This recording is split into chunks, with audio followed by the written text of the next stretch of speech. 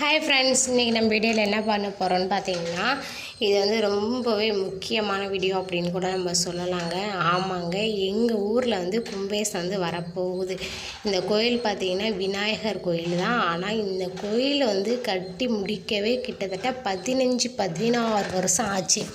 என்னடா 15 வருஷம் ஆச்சுன்னு சொல்கிறீங்களே, சின்ன கோயிலாக இருக்கே அப்படின்னு தாங்க பார்க்குறீங்க. ஆமாங்க, இந்த வீடியோ வந்து முழுசாக பார்த்தீங்கன்னா கண்டிப்பாக உங்களுக்கு வந்து தெரியுங்க. வேறு ஒன்றும் இல்லைங்க, நான் வந்து 11 வருஷத்துக்கு முன்னாடியே இந்த கோயில் வந்து அப்படியே தடைப்பட்டு போயிடுச்சிங்க. இப்போ 15 வருஷத்துக்கு அப்புறமா இப்போ தான் மறுபடியும் அந்த கோயில் வந்து எடுத்து செய்யலாம் அப்படிங்கிற பிளானிங்கில் எடுத்து செய்கிறாங்க. ஆல்ரெடி ஏதோ ஒரு பிரச்சனையால் நிப்பாட்டிட்டாங்க. ஏன்னா நான் வந்து மேரேஜ் பண்ணி இந்த ஊருக்கு வரும்போதுலேருந்து இந்த கோயிலில் வந்து கட்டி தான் விட்டுருந்தாங்க ஒழிஞ்சு எந்த ஒரு வேலையுமே செய்யலை. வீட்டில் வந்து அந்த பூசுறதா இருக்கட்டும் எல்லாமே அப்படியே போட்டாங்க. காரணம் என்ன சொன்னாங்கன்னு பார்த்தீங்கன்னா, நாங்கள் வந்ததுக்கப்புறம் ஏதோ சில பிரச்சனை அப்படின்னு சொல்லி நிப்பாட்டி வச்சுருந்தாங்க. ஸோ அந்த பிரச்சனையில் நம்மளுக்கு எதுவுமே தெரியல. ஸோ அந்த வீடியோ வேணாம். இப்போ வந்து பார்த்திங்கன்னா நல்லபடியாக வந்து கோயிலில் வந்து ஆரம்பித்தாங்க. இது வந்து பார்த்திங்கன்னா பொங்கல் முடிஞ்சு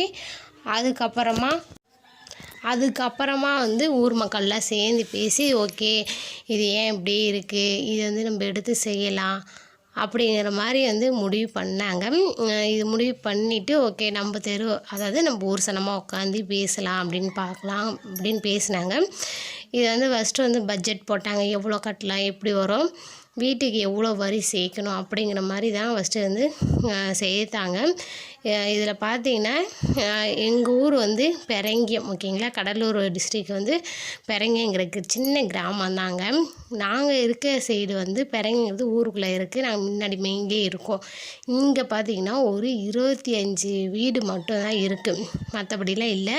ஸோ இந்த 25 வீட்டு ஆளுங்களை மட்டும் சேர்த்து நம்ம வந்து கோயில் வந்து கட்டி முடிச்சிடலாம் அப்படிங்கிறத ஒரு பிளானிங் போட்டாங்க.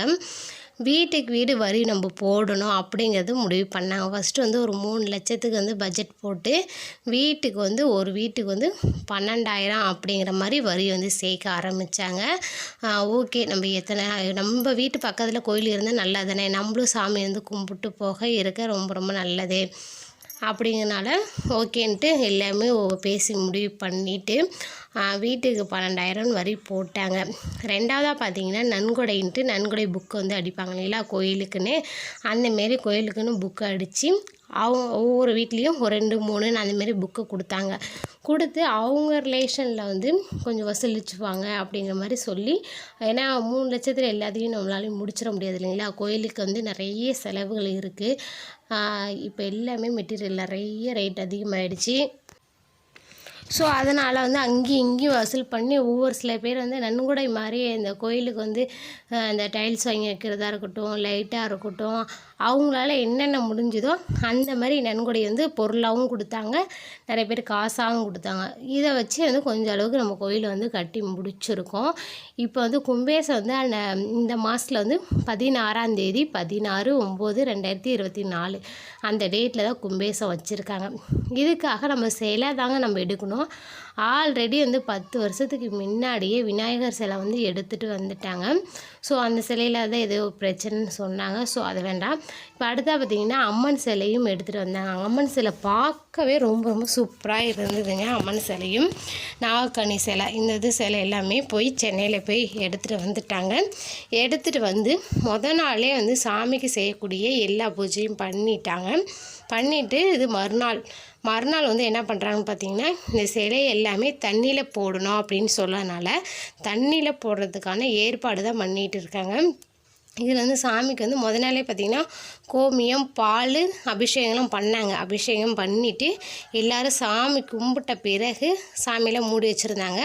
காலையில் ஏஞ்சி இது வந்து தண்ணியில் போடணும், பெரிய பாரலில் வந்து தண்ணி ஃபுல்லாக நிரப்பி அதில் வந்து போடணுன்றதுக்காக இந்த வேலை ஏற்பாடுலாம் பண்ணிகிட்டு இருக்காங்க. அதுதான் சூடேற்றி சாமியெல்லாம் கும்பிட்டு இருக்காங்க.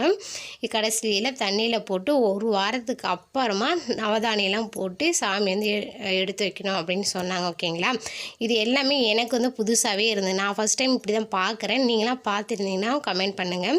சாமி கும்பிட்டு எல்லாத்துக்கும் விபூதி வந்து கொடுத்தாங்க. எல்லோரும் வச்சுக்கிட்டோம். இங்கே பக்கத்தில் பக்கத்தில் தான் எங்கள் வீட்டுக்கு ஆப்போசிட்டில் தான் கோயில் இருக்குது. ஓகேங்களா.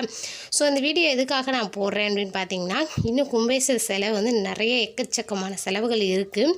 ஸோ 25 வீடால் கொஞ்சம் மேனேஜ் பண்ணணுங்களா. 2வது கும்பேசத்துக்காகவே வீட்டுக்கு வீடு 5000 அந்த மாதிரி வரி போட்டிருக்காங்க. இருந்தாலும் 10ம் பத்தாமையும் இருக்கும். ஓகேங்களா. ஸோ இந்த வீடியோ பார்க்குறவங்க உங்களுக்கு நன்கொடை கொடுக்கணும் அப்படின்னு நீங்கள் என்ன இருந்ததுன்னா, கண்டிப்பாக நன்கொடை கொடுக்கணும் உங்களுக்கு பிரியம் இருந்தால் கண்டிப்பாக நன்கொடை கொடுக்கலாம். நம்ம கமெண்டில் கமெண்ட் பண்ணுங்கள், நான் நன்கொடை கொடுக்க தயாராக இருக்கேன் அப்படின்னு நீங்கள் மெசேஜ் மட்டும் பண்ணுங்கள்.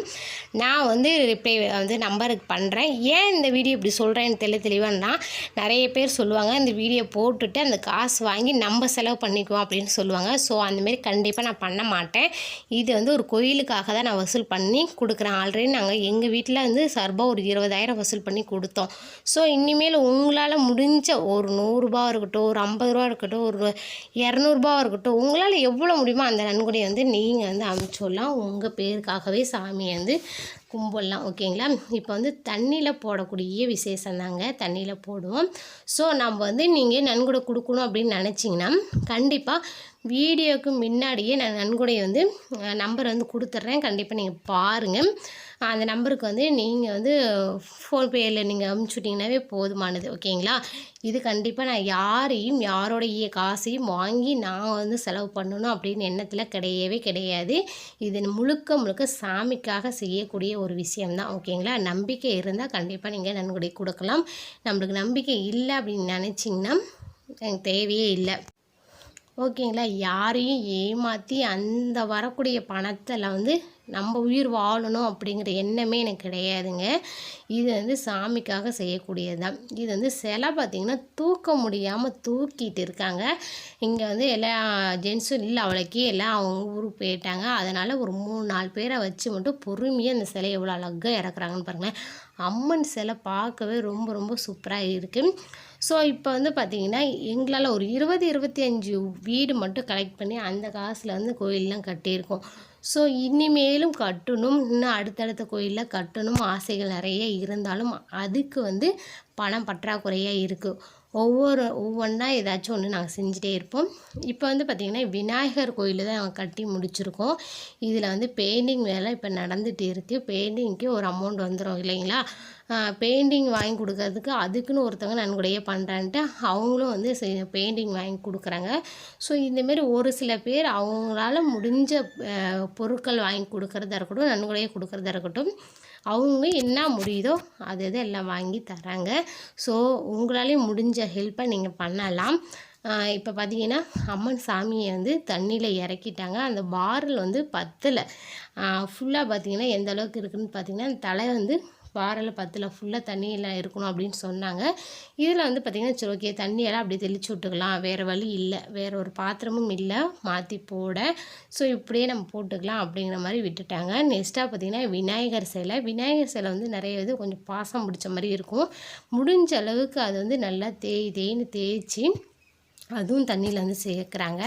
அடுத்தா பார்த்திங்கன்னா நாகக்கன்னி சிலை. ஓகேங்களா. 3 சாமி வந்து வைக்கிறாங்க.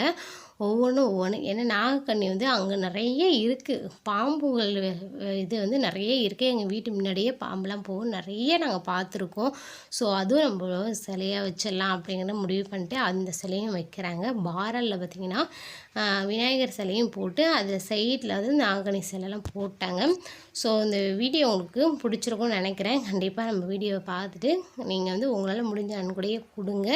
கண்டிப்பாக உங்கள் பேர் அங்கே வந்து விளங்கும். சாமிக்கு செய்கிறதுனால எந்த ஒரு தப்புமே இல்லை. இது எல்லாமே சுத்தம் பண்ணணும். ஓகேங்களா. வீடியோ பிடிச்சா வீடியோக்கு லைக் பண்ணிங்க. தேங்க்யூ.